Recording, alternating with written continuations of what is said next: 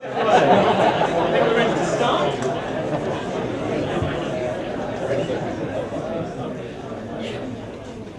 Right, hello everyone. So for those who don't know me, my name is Steve Birtles. I've got a couple of roles at the college. I'm curriculum manager for computer science, where we've got about 200 students looked after by 3 teachers.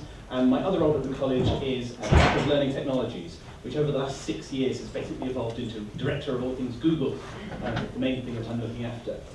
So today I'm going to be talking about our college target and how the different learning technology aspects that we've got at the college can help to make the students obviously more effective learners. It's mostly focused on Google, but there's a couple of other technologies which are all web-based of course, but other things we're going to be talking about. So this presentation does have some interactivity to it. So you're welcome to log into that little link at the top, and at various points in the presentation I'd very much like you to send in things that you think might be useful in your teaching practice, things that you've seen in this, hopefully there will be some, which you think, I could use that, I could make use of that in my lessons, and if you post it up there, it'll appear on a big list of things, and you can even upvote and downvote things if you like. So if you see something that other people have said, you can put the little thumbs up and we'll get a list of things there. So periodically I can jump through to this and have a look at what things people are feeling would work well. Right. So, starting off then with the digital literacy strategy, which is kind of at the starting point for all of the learning technology that we're using at college. Safeguarding obviously has to come first, and the online safety aspect is something that we're all naturally needing to keep at the forefront of our minds when we're using technology. Using the Google tools with the logins that the students have got, everything is safe within that domain, and there's appropriate logging and monitoring available in that. If you go across to other technologies online, you obviously need to think about are they suitable for students and teachers to interact through? Are they going to expose students to things that are uncensored, that don't have any moderation on there? But all of the things I'm talking about today are within our domain, so they'll work without worrying about the safety aspects. The second feature in the digital literacy strategy is to do with working in the cloud, and all of the Google tools obviously are cloud-based, and the benefit of that is the students don't need to worry about what type of device they're using, whether it's a phone, a tablet, whatever type of computer. They don't need to worry about carrying their files around on memory sticks, because everything is just log in and it's there. So that's the second aspect that I'm trying to keep in our learning technology strategy. And then, last but not least, the creativity. Certainly within all of these subjects in college, you can take something that's been done in a more traditional way and perhaps add an extra dimension to it by making it digital, adding animations, links, collaborative, can't say the word, collaborative working so that other people are contributing to it as well. So I like to think that it's possible to add something to all the different strategies that we're taking by making them go online. So please do have a look at the strategy document if you haven't done so already. The link's up there. This presentation I've already shared with everybody, so you can have a look at that stuff later on. Right, so one of the main themes that I want to talk about today is that there isn't actually any fundamental difference between the Google accounts that we've got as teachers and the Google accounts that the students have got. So everything that you can do with your account, the students can do as well. So whether it's creating Google Sites or sharing content with other people, all the different aspects that we do, they can do as well. And I'd like to think that it's a good starting point to becoming an effective digital learner by having the same tools that the teachers do. So that's something that I'm going to return back to throughout the different parts of this talk, and hopefully you can recognise some things where you're thinking, yes, I've used that as a teacher, maybe I can encourage my students to use that as well. Now that might be something to contribute to the little link, post that up on screen. Right, so here's the different themes that I'm going to be talking about, the different tools. Google Sites, which is the basis for our VLE, our study directory. Google Drive, where obviously we're storing all of our files, sharing them, collaborating on them. Google Classroom, a very effective assignments portal. Gmail and Groups, so that's obviously where it all started for us actually with Google 6 years ago when I took over this role. It's the starting point by which you log in, and all of the other tools kind of link to that one. Google Slides, that's I hate to say the phrase, but Google PowerPoint. Forms and sheets, so those have been used for lots of very powerful markbook tools, and also for quizzes and forms where people can submit information that comes into sheets. I'll show you some examples of that later. And a couple of things which aren't made by Google, but do link in with the Google account. There's one called Screencastify, which is a video capture tool. So whatever you're doing on your computer, you can record, gets uploaded immediately to Google Drive, and you can share it with people. And Real-Time Board, which is kind of what happens if you have Google Docs and whiteboard software, and yeah, they have a baby, I guess. It's just like whiteboard software with lots of people working on it simultaneously. It's really rather good. I'll share that later on. So starting off with Google Sites. So our study directory, which is now in its second full year, has pages for every single curriculum area. There's a little loop going through of them all there, so hopefully you'll spot your home page here in a second on that. It's a vital step, really, to becoming an effective learner, to have the right resources available to learn from. And we've got a richly populated resource bank through the study directory, and I think we really should take pride in it. A couple of months ago I went to visit Barton Peveril, and they have a Moodle system. They've got some other pages done through WordPress. There are a few people playing around with Google Sites, and they were very impressed with our study directory, and it feels almost like they're where we were a couple of years ago, where we had lots of different systems that the students were using in their various different curriculum areas. And now we've got this unified platform where that's their starting point for all their studies. It obviously branches off to different places, but that's where they go to start their studies. And each department perhaps has a different style that they'd like their study directory page to take. Some departments have a single site for the whole course, which is shared across both year groups. Some departments have a whole site for each year, or even for each topic. Some have pages for each teacher, or even whole sites for each teacher. And some departments have the study directory site kind of as a starting point, branching off to other things. And maybe there's more content in Classroom, more content on other platforms, or just Google Drive folders. There's only really a starting point. I've found the most effective ones, I think, to be where it's a single site for the whole course. And the reason for that is because all the students have the same experience when they go to study their course, whomever their teacher is, whatever group they're in, they go to one central place where all of the resources are. I had a look through the Google Sites, and these ones, I think, represent some of the best that we've got, because they are a single site for the entire of the course. They're very popular, and that's scaled for the number of students on the course. So I basically got the number of page views, compared that to the number of students on the course, and these ones have all come up right at the top for popularity, scaled with the number of students. They are easy to navigate. They've got good page structure, so you can find the different content in there. You can have a look at all of these yourselves. These are all links, so if you are having a browse of this presentation later, just click on any of these and it'll jump through to the page. You can see some of the different things that are being used there.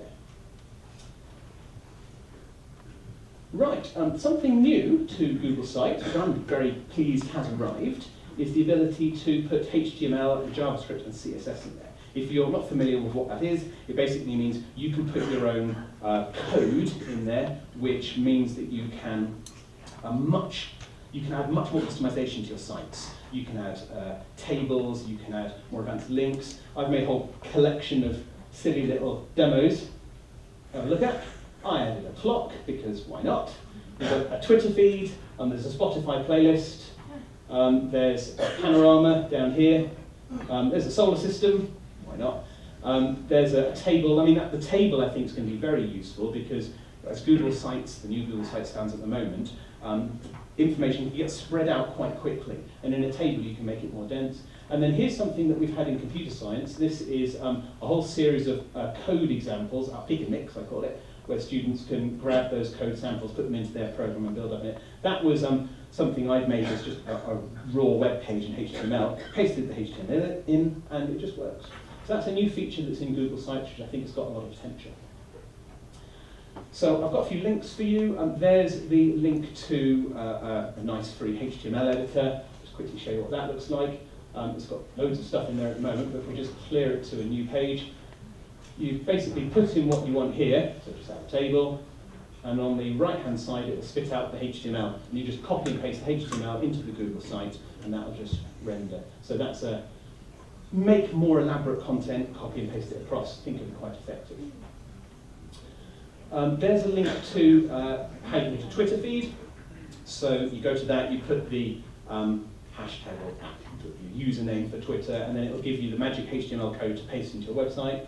There's how to get Spotify player, and yeah, hopefully you'll find some ways that you can enhance your Google sites with that. Love to see what you come up with.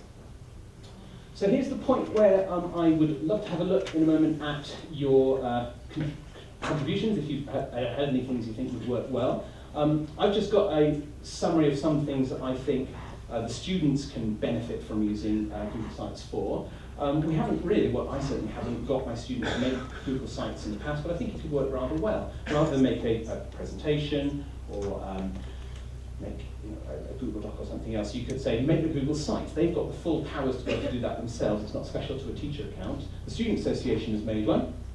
So pop over to that, have a quick look.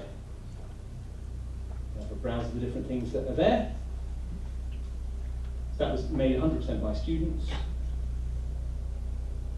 Maths have got a fantastic bridge course which is usable by the students before they've even joined college. So once they finish their GCSEs, they get given this link, it's on the college site, and they can start to get ready for their course back in the July before they've even joined the college. So that is something you can do by, if I just go to edit mode, there's a little option up at the top under publish,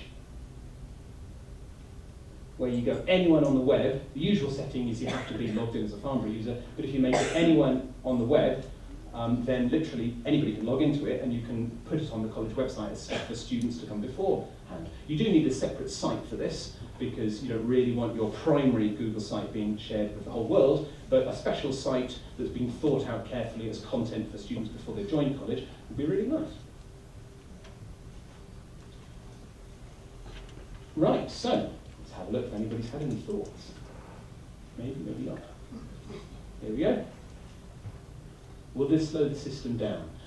Aha, yes, well, this is where I step back and say, I apologise, I have no power over that one. I have to speak to Mr. Kevin and his team. But I know they've been having some technical issues. There's not really anything I can comment on that. Hopefully those will go away. Does digital literacy occur in the tutorial program? So there are some components out there, Mark, so you might be able to mention them later on. Potentially. Yeah, this time. the induction. Yeah, oh yes, of course, I've got something about the induction later on actually, so I'll talk about that on there. So yes, there are indeed. Right, so on to Google Drive. So to get a really effective Google site, you need to have all of your content already in Google Drive. So in computer science, we've got one folder. I put a hash at the beginning of the file name so that it appears first in my Google Drive, makes it easy to find. And we've got all of our content, our lesson presentations, our resources, past papers, everything in there in one folder, shared at the top level. And I think many other departments have taken the same strategy. And then it becomes very easy to build your Google site because you effectively have all of the content pre-prepared, and you just go to the Google site, oh, that there, that there, that there. And best of all, when you improve on your resources each year, the Google site doesn't need any changes. So in computer science, when we go to our lesson presentation, add some more features, refine things that didn't work perfectly last year, you don't need to do anything because the Google site has the presentation there and the students see immediately the live version of it. So with everything living in Google Drive, that works. If you're dragging and dropping from other places into the Google site, it doesn't work quite so well. You do need to build your content there, really. Quick mention about Team Drive. Team Drive's great for administrative stuff, Mark books particularly. I strongly recommend you have a Team Drive for your Mark books, and anything which is not intended to be viewed by the students as a collective. It's not so good for sites because there isn't at the moment a facility to share each folder as viewable by everybody. So you kind of have two different places that you store your curriculum area files. A shared folder in maybe the curriculum managed Google Drive, everything for the site, and a team drive where you can put your mark books. Plenty more to mention about mark books shortly. So another thing which is quite nice is the templates. They've recently added a lot more templates to the various different Google Drive apps. So have a quick look at these if you fancy. There's some nice ones for Google Docs, slides, sheets and forms. And I think particularly for the students, when they haven't used Google Docs before, perhaps they come from a school which doesn't have it, or obviously new staff who haven't used them, it will create very nice templates which they can then work on and add features to, like show them how the headings work, show them how contents and various different things like that work. So yeah, that's worth a look. You get to it by, instead of clicking straight on Google, you go to the little arrow at the side and there's a thing that says from template. There's a load of different things that are worth having a look at. So that's everything that I had to say about teachers using Drive. A few things that the students have been doing. In my curriculum area, I've got all of these students to create a folder for their weekly consolidation notes and share that with their teacher. So it's a couple of examples. This should be Izzy's stuff all being well. So Izzy scanned them in, she likes them on paper, and so we've got this folder with all of her weekly revision notes as we go, which is a really nice thing for the teacher to be able to look to see how she's doing her revision notes. I know physics have a strategy where they take the revision notes in with the test. I think you guys probably still do that. But this one is they're handed in even before the test because they're there in Google Drive straight away. Another example of a student who's using Google Docs, same principle, you have all of the documents, and I think that's only his second year ones. But yeah, it works rather nicely. So get your students to create a folder called consolidation, share it with you, and then each week, as a matter of standard practice, your page of revision notes, which doesn't have to be done immediately after the lessons, it could be done at a time that fits in with their work, but the expectation is for computer science that every 4 weeks when we have a test, we can have a look at how their consolidation notes are going. Team Drive can be really effective for students because they can create a Team Drive, add other students to it, and that's a project folder which doesn't belong to one particular student but belongs to the group of them. So although Team Drive isn't perfect for the content we're creating as teachers and sharing with them, for students it can be very effective. I've already mentioned the templates, so yeah, please do have a look at those. So let's have a look. Any other things? Including sites can be connected. I will have to investigate that. I don't know. Okay, think about it. Copying files across shared drives. Shared drives? Might have to come back to you on that one. That doesn't work with the normal control copy function. So control copy isn't actually making a copy. It's making the equivalent of, I guess what in Windows you think of as a shortcut. So you have the file linked to another places. It's not really a copy. A central bridge. That's a very nice idea. So for the students joining college, like a study directory for students before they've even got here. That's something very interesting. I'll talk to the SPD group about that. That could be very nice. PowerPoint to Google Sites. It does its best, but they are fundamentally different file types. One is based on files, and the other is based on web pages. So they're never going to perfectly transfer between each other. But the thing about Google Drive is you can put PowerPoints into Google Drive, and it just renders them fine. So we have some things which, because of the animations in them, we actually did as PowerPoints, and we just drop them into Google Sites. Nobody would ever notice. Use the best tool for what you want, and then just store it in Google Drive. So there are some more things we'll come back to. Right. So, having a look at Google Classroom next. So first of all, lots of people have asked me what's the best thing to use Classroom for, what's the best thing to use Sites for. I think that the best balance is to have the Google Sites, in particular the study directory, having your course content, and the Google Classroom pages having the assignments and things that are specific to groups.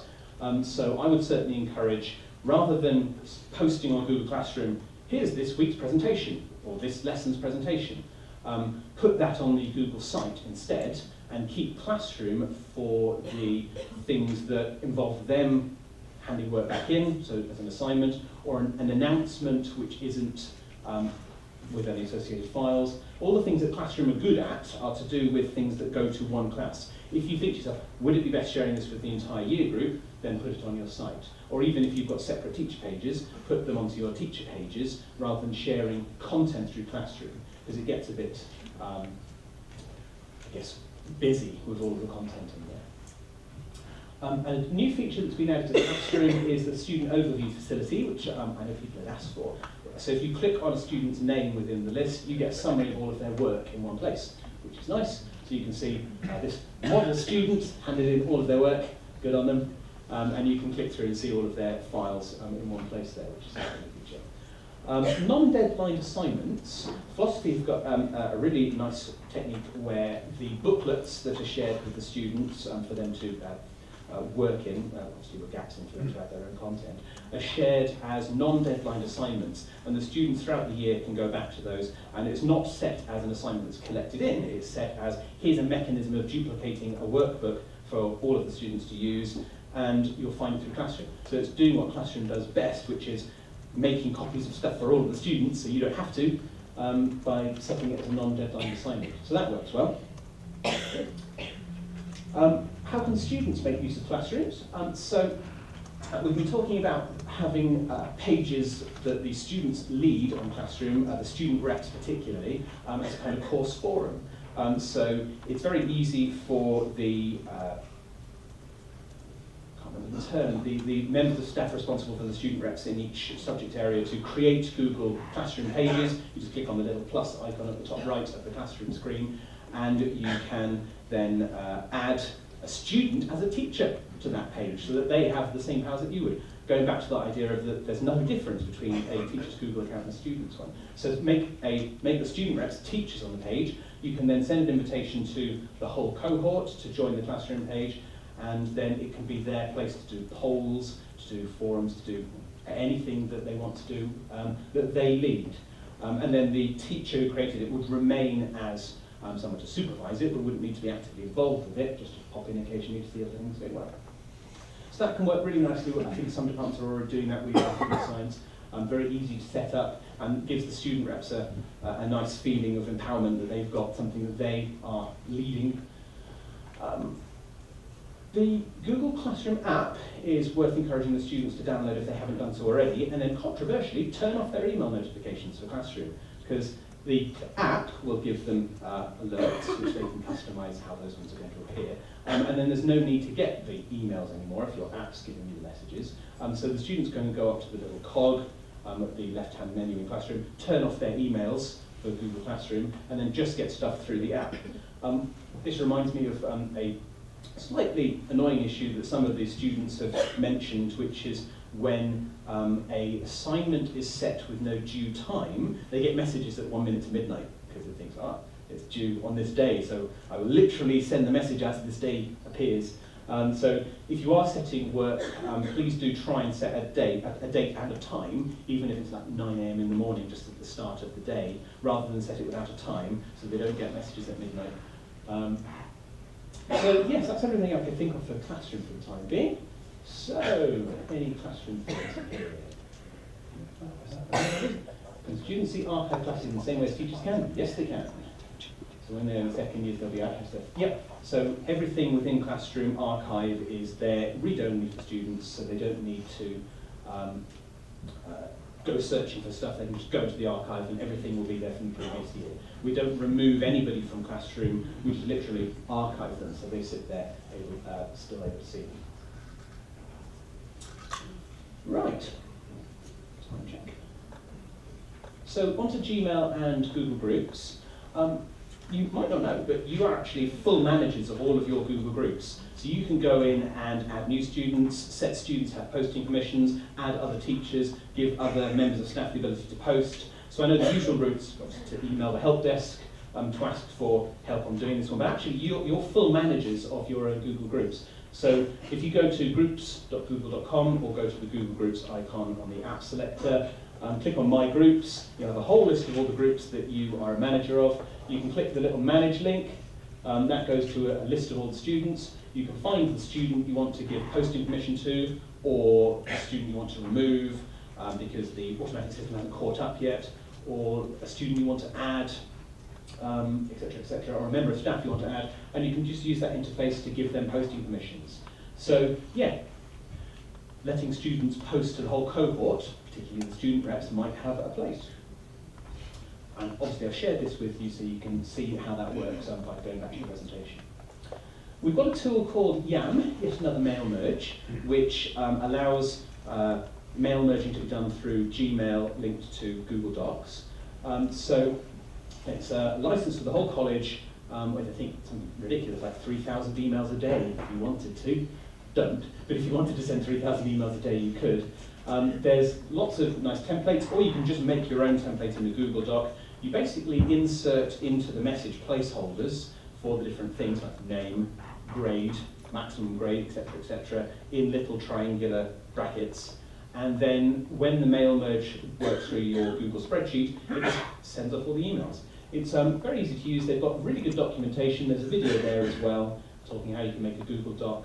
So it's worth having a look at, potentially when the emails that we're sending to students, they might not be reading in that much detail. You could make them really jazzy, and then they might just look at them a bit more, maybe, possible. Worth a look. So, in summary then, Gmail, giving students the ability to send messages, the reps anyway, to send messages to their whole subject. The truth of the matter is, though, that students have been saying, and I've heard this through the Learning Experience Officer and other students, that they do feel they get too many emails. So maybe the answer to the question of how can students use Gmail is less. And potentially, things like turning off the Gmail notification in the classroom, avoiding sharing Google Docs with students by the big blue share button, which means they all get an email about it. In other words, putting it in a different place, putting it on the Google site. I quite rarely, to be honest, share Google Docs directly with my students, only if it's something specific to that group. Almost always, I say, it's on the Google site, and they go find it. And I don't click the blue share button, I make it visible with the little link button, or put it in the folder which is already pre-shared, but I don't usually share Google Docs with my groups. I put the Google Doc onto the Google site, and then they go off and find it themselves. And that is another way of reducing the number of emails that's coming through to their inbox. I guess if you really do have important emails to send to them, then try playing around with YAM if you have time. Get another mail merge, make it look really pretty, consolidate messages into one message. Obviously, if you have something critically important to say, like a member of staff is absent, that's where Gmail is vitally important. But for the more everyday messages of a document's been shared with you, or don't forget to bring your XYZ, maybe those still are. Just think of ways that you can reduce the number of emails that are being sent to the students, I guess. Right, what have we got?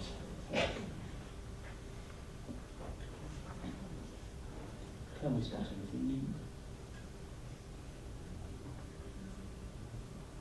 Don't think there's anything new on Gmail, so my controversial suggestion of don't email so much doesn't seem to have gone down too bad. Right, so on to Google Slides. This hopefully will please the maths department and physics department, chemistry department as well. You can now do equations in Google presentations. I did all of these equations as a demo. It's a Google add-on, so you go to that link. There's a thing to add into your Google Slides. It's actually a bit more grown up than the thing in PowerPoint because it uses the full-on tech language, which is used by academics to do equations within proper documents. So there's a little bit of learning to do, but there are so many examples out there, so many tutorials, and although it might initially take a little bit longer to make equations, once you've learned the syntax, it's pretty straightforward, you can make equations like this pretty quickly.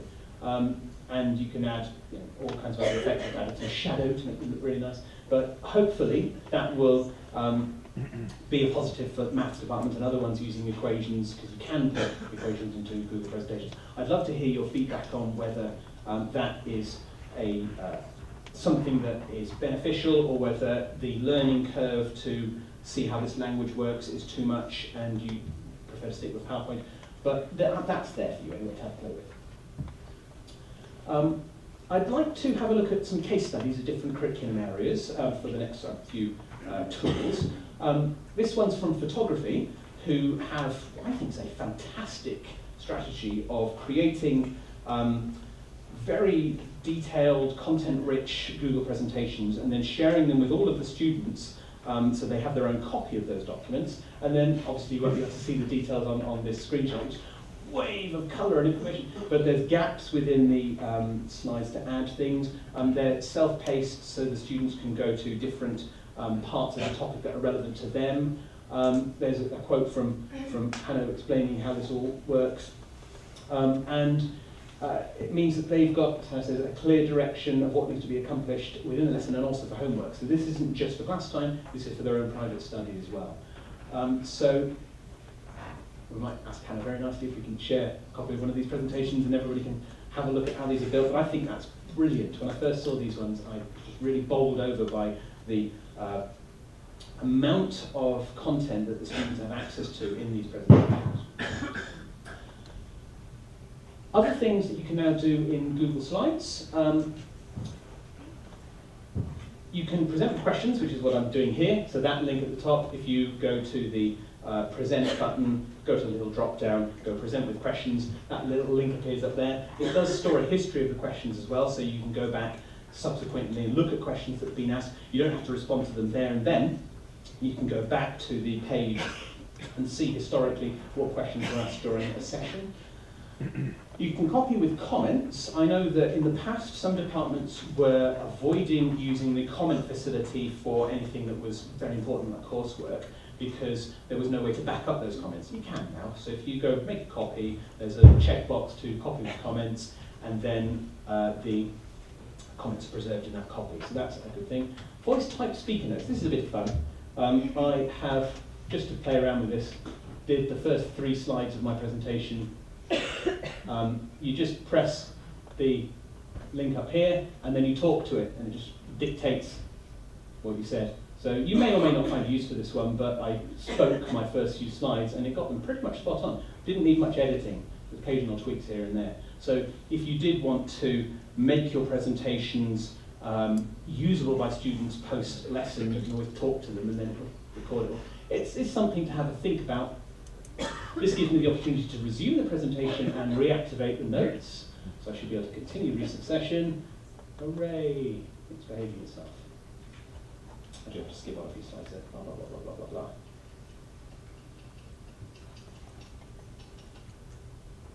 Right. So how can students use slides?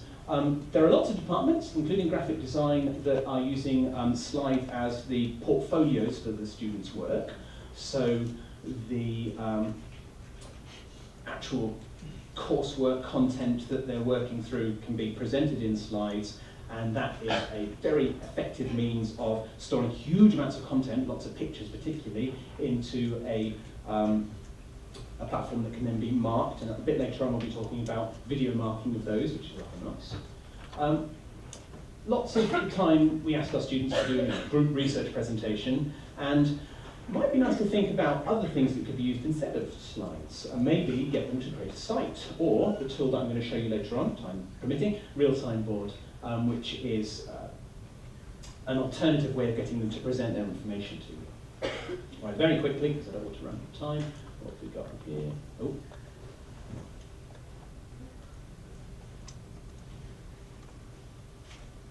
Do you need a connected microphone? So you would need a Chromebook, which has got a microphone in, or a laptop, or any microphone you can just plug in.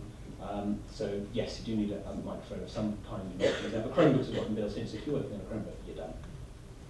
So on to forms and sheets. The induction program this year, it's I guess, something that we're really proud of. We've got a whole range of different induction packages that the students have worked through over the course of their first few weeks of term. Started off with a Google induction, which was a Google quiz, inviting them to go and try lots of features out. We had policies and procedures, prevent, LRC, shared values, e-safety, personal safety and wellbeing. Each one of those, all of our first years, so 2,000 or so, students have now worked their way through these. That screenshot in the back is the Google spreadsheet where all of the progress flows into. So we can see who's done them, who hasn't, how well they've done if they're recording a score, and that's been amazingly effective. I think I'm quite pleased with the way that's worked. I've got several other examples of curriculum areas that are using Google Forms and Google Sheets. Here's one from economics, where the students each get their own individual copy of this feedback sheet, my marks and reflections. I'm just zoomed in on some of the headings there, progress since last review, areas for improvement, next steps, etc., etc. So it's getting the students to reflect on their work into this Google sheet, which is obviously visible to the teacher, so the teachers can go back and look at how the students are feeling about their work. You could also potentially power this with a Google form, and the questions are answered there. But in this one, you can see the whole history of all the different assignments that they've done, which is rather nice. Politics have got a system where each student gets an individual mark book that looks something like this, linked into the central mark book, so when the marks are put in by the teachers, they appear into this individual copy. I'm getting more and more ways of making this simpler to create. It started off being quite tricky to make, but we've been working through ways of simplifying this, different strategies worked out, and these are hopefully something that we can get more and more departments to do, these personalised feedback sheets powered by Google spreadsheets. They get more and more advanced actually. Philosophy have a really nice structure where the essay questions aren't set when you make the original template. So going back to politics, that has to be set in stone before you duplicate it to everybody, whereas for philosophy, they can set their assignment questions and they get into these boxes as the year progresses. So it's effectively showing your work as it's set, which is slightly more complicated to set up, but not too bad at all. We'd love to show people how those ones work. Physics, they were the ones who started all of this really, that created the first PIM, Physics Individual Mark Book, or as I've borrowed the term, Personal Individual Mark Book, so I can use it for other departments. All of the marks for homeworks, for assessed practicals, for extension work, all get put into a massive spreadsheet, and the students get their own individual spreadsheet where they can see their progress on things. And this also links through to their very impressive bank of quizzes. So the benefit of having a nice big team, you can share all the different topics, and the quizzes have been made. So this was originally a lot of Moodle quizzes, but now the Google quizzes, they can all link together into the master spreadsheet. And when the students complete their homework quizzes, it writes it into the master mark book, and in turn, the students can see their quiz scores summarised on their individual mark books. I'm not going to lie, there is some time commitment involved in setting these ones up, but when you do create these feedback sheets, they can have a real benefit. So we'll talk more about ways of making this a reality in the future. This is the ultimate though, it's the real one to make you feel envious of. This not only has the master mark book and an individual sheet for each student, but it only goes and fills in the moderator's cover sheets with the exact targets that have been reached and the feedback points, and even has the statement of authenticity, I can't say the word, the bit that says it's their own work at the bottom, all in one amazing flow of data. So that's really impressive. And I want to gradually think about ways that we can get more and more departments to make use of these ones, starting off with having just a fairly simple feedback sheet with just a summary of tests, maybe like quizzes, and building up to things that are like the bees knees, that is. Right, so how can students use Google Forms? You can get students to create their own quizzes. Dare I say this is a more sophisticated thing than Kahoot. Everybody loves a bit of Kahoot. But the Google quizzes are a little bit more robust. They can have different types of questions in them. They can record the scores, and they can do them in smaller groups rather than the whole class to add some variation. So do consider, if you haven't done so already, inviting your students to make their own quizzes, which you can share with the class.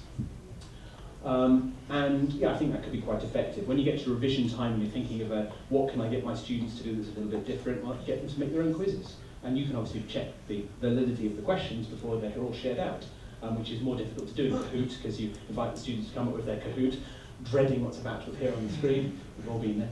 So let's have a quick look at people's thoughts here.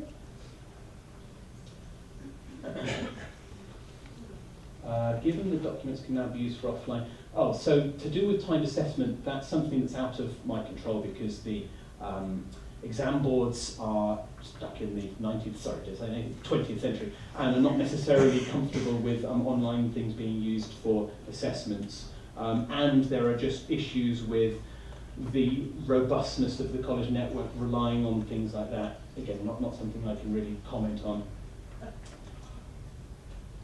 Right. So Screencastify. This is a new one. Here are a couple of examples of Screencastify. This, I think, is Rose marking a graphics portfolio. Here we've got sounds off on purpose. Looking really good. No mic, no cable plugged in. So, and Nathan's politic essay, I think, if I remember correctly. So these, I'll show you how to do this in a second. They're extremely easy to do. If you want to provide feedback on a Google Doc of any variety, you can add this extension to Chrome, and then you can just go in and highlight stuff, talk, and then the students, it gets immediately uploaded to Google Drive as soon as you press the stop button, and then you can share it with students so they can see the feedback on their work live. The free version gives you, I think, 10 minutes recording, up to 30 a month, with a tiny little watermark in the corner. It's about £20, $25 or something, to buy a year's license where you get unlimited and some editing. I contacted the company and they said they could probably give us a discount if we get enough people interested. So perhaps after Christmas I'll send out a message saying who'd like to get a proper sign up for this, and then we can add it. I'll give you a very quick demo. I'm out of time. Yep, I can pull this one off. So very quickly, that's Screencastify installed up there. When you click on it, you get a choice of do you want to record just this tab or the whole of your desktop. The drawing tools only work over the tab, not over the desktop. And there's a third thing that will appear if you've got a webcam plugged in. I'll show you more of that in a moment. So if I just click tab, I'll just record this tab. There we go, 3, 2, 1. And then I can just, if I had a microphone plugged in, it would be recording me, blah, blah, blah, blah, blah, blah, blah, blah, things, blah, blah, blah, blah, blah, blah, blah, blah, blah, blah, blah, blah, blah. There we go. And if I just go and stop that recording, it should immediately then upload that to Google Drive and play it back straight away. So there's the link up there. You can literally whack that onto a Google site, or if it's for a student, email it to them, and their feedback's there instantly. It's really very powerful.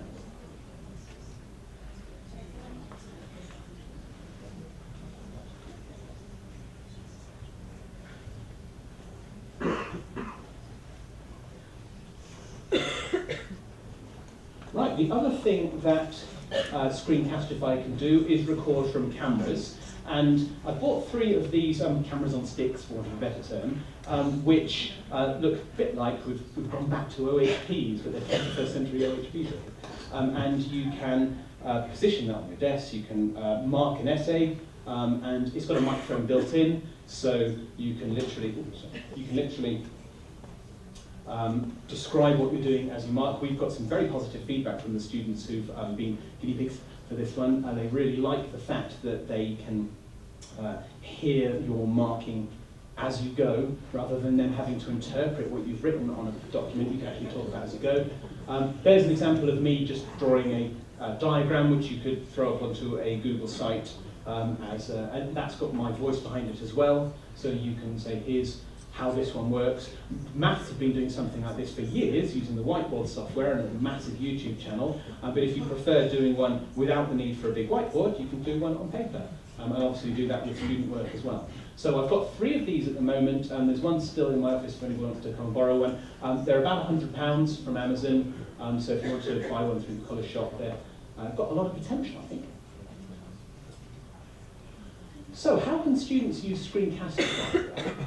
It's quite likely the students won't themselves be using Screencastify for a great deal, with the possible exception of maybe getting students to do model answers. You get your gifted and talented students to show how they do things really well, and then share them out. You could potentially set a whole class to do this, but obviously with a room full of people talking to their Chromebooks, it could get a bit messy.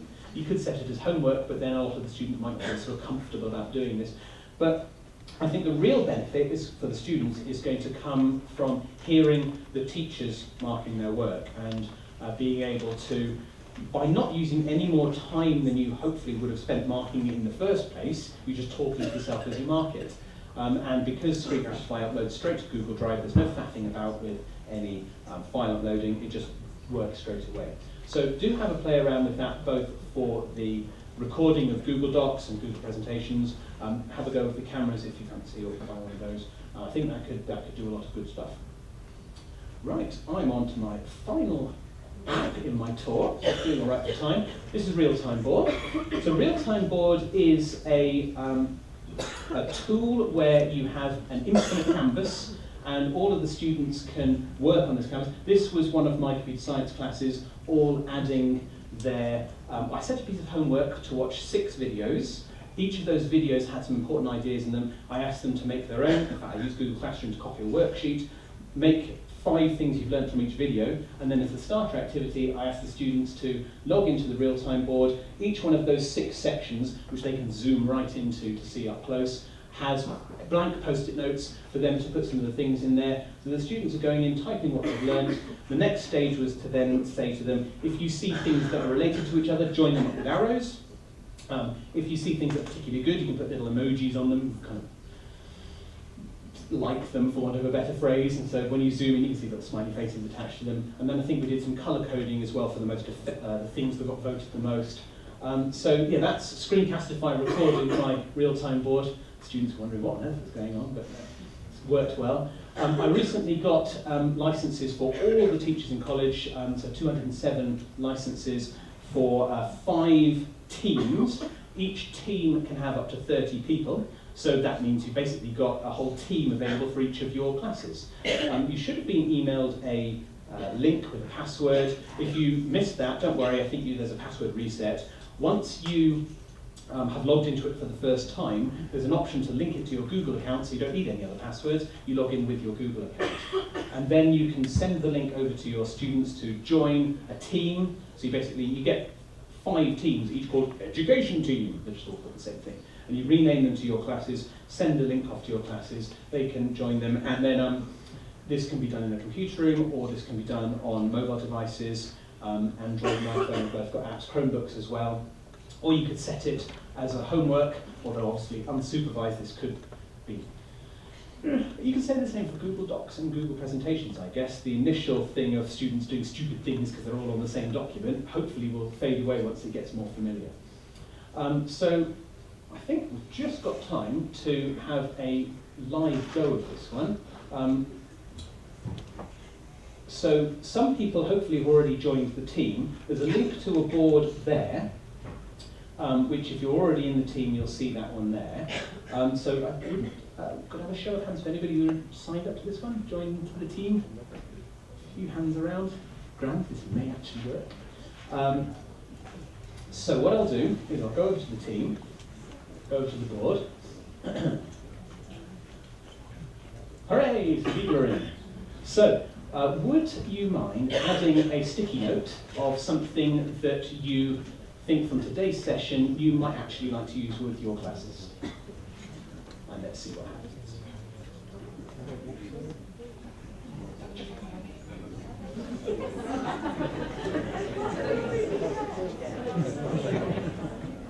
So what I can do as a viewer of this is I can zoom around this canvas, because like I say, it is infinite, so you can zoom right out, you can zoom right in, you can divide things up into sections. There's other things like being able to draw on it with a pen, so I'll just put a smiley face.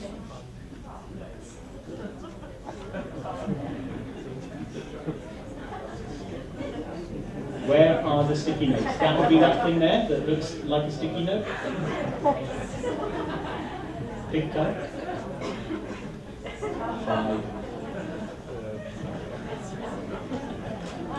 So yeah, you've all got accounts for this set up if you are teachers. If you're support staff, you can sign up for an account and you get 1 team for free, so you can use it with curriculum groups. But the teachers can also invite the teachers can invite support staff to join the teams as well if you want them to be able to contribute into these. This is used for a lot of very impressive professional use cases. There's a whole load of examples that you can look at, which are proper software development strategies and really amazing things you can build with these. So there's a fair amount of learning to do with this platform, I do confess, but I think it's got a lot of potential, and you've got accounts for it, so why not give it a try? The students need... Excellent, some monkeys appeared. Wonderful. There's always one student, although it's usually not something as polite as a monkey that gets added on the floor. The thing is, you can find out who did this, so if we just go to the info, and it was David, yes, it was Steve. So just like the e-safety for you there, it's all, you know who did what, it's all logged, it's all safe, it's all monitored. You know who did what. Right then, I will have to leave this delightful board of fun now. Yes, let's have a look back to see if there's been any questions on the feedback page.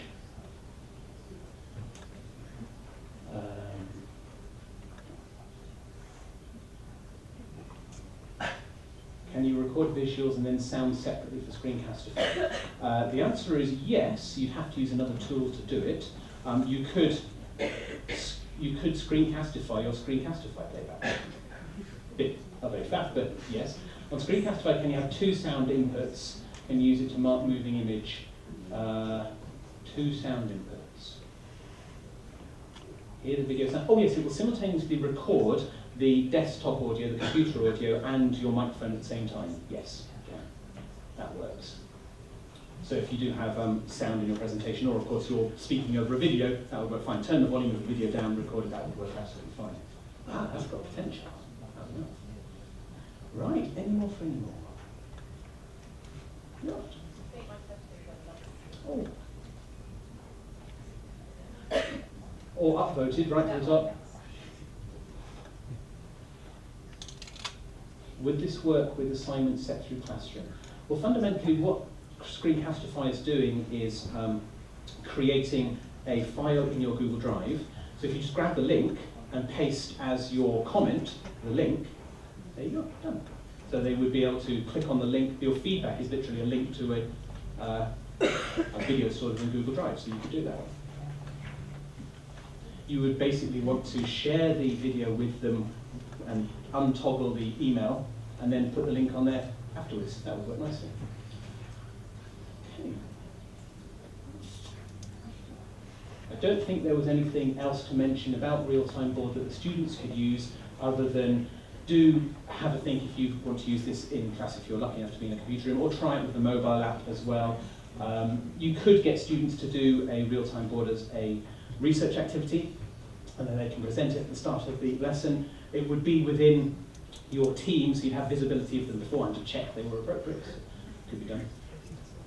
So last thing I've got to propose today is I want to create a Google site with a load of training videos on how to do a lot of these things. Here's one that I've prepared already, here's one I made, which is how to set up your real-time board account, how to rename a team, how to send that link to the students so they can join the team, and then how to actually make a board that they can edit. So that video's there. I would very much like, as well as my videos, to invite other members of staff around college who have created lots of the things that we showed today, and I do want to apologise, I wasn't able to show all of the fantastic practice that different departments have got in this presentation. I just picked out some that I thought would work within the time I had. But I would love to have this video portal, this Google site, to have videos by me, videos by other people, using Screencastify, and then you can drop in and see how things are done. We can show how to make some of those mark books. Might involve several videos to make them, but that could be done. I want to create a Google form as a request form so that people can say, I would like a video on this, please, and then hopefully the list doesn't become too manageable, but I can see how many of those videos that I can put together. So that's something that I want to put together into the new year, and in the follow-up sessions, if you think of anything that you would like to have a video of, make a note of it so you can ask for it back in when we get back in January. So I've got a summary slide which you are welcome to have a look back at in your meetings with curriculum areas or in the teacher time if you want to look back at any of the things, just reminding you of the things that teachers can do with each of these tools and some of the things that students can do to make them become more effective learners, all being well. And yeah, I guess that's everything then. So thank you very much.